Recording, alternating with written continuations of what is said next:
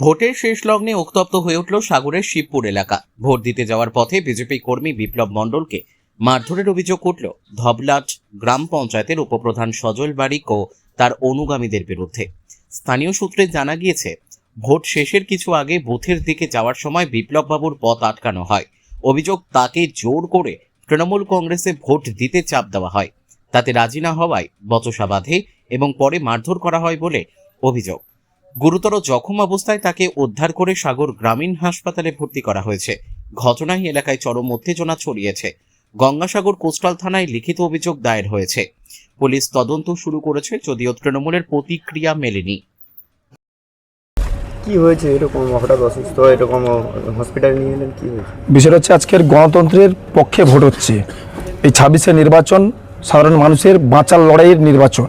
সেই নির্বাচনকে তৃণমূল কংগ্রেসের যে কেডাররা রয়েছে সেখানে মানুষকে স্বাধীনভাবে ভোট দিতে দিচ্ছে না। এই বিপুল মণ্ডল ভারতীয় জনতা পার্টি করে, বিপ্লব মণ্ডল একনিষ্ঠ কর্মী, তাকে সজল বারিক ধবলাট অঞ্চলের যে দাঙ্গাবাজ এক প্রকার বলতে উপপ্রধান বিভিন্ন দায়িত্ব পালন করেছেন। বিষয়টা হচ্ছে, উনি একদম লাগাতারভাবে সকালবেলা থেকে একাধিক কর্মীকে শাসিয়েছেন। আমরা অলরেডি থানাতে ইনফর্মও করেছি, সেগুলো সমাধান হয়ে গেছে অলরেডি কেন্দ্র বাহিনীর দ্বারায়। এই কর্মীকে রাস্তার উপরে জোরজবস্তিভাবে যখন ওনাকে প্রস্তাব দেন যে তৃণমূল ভোট দিতে, উনি প্রস্তাবে রাজি হননি। ওনাকে জোরজবস্তিভাবে মারধর করেন।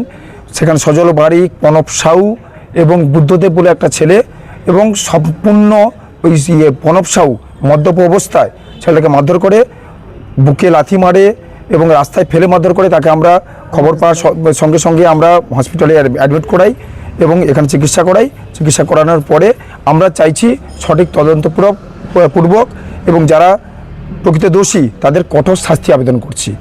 এই রাজনীতি আর চলবে না। 4 তারিখে পরে কিন্তু আমরা গণতান্ত্রিকভাবে হিসেবটা কিন্তু একদম পরিষ্কারভাবে কোন আনকোট বুঝে নেব।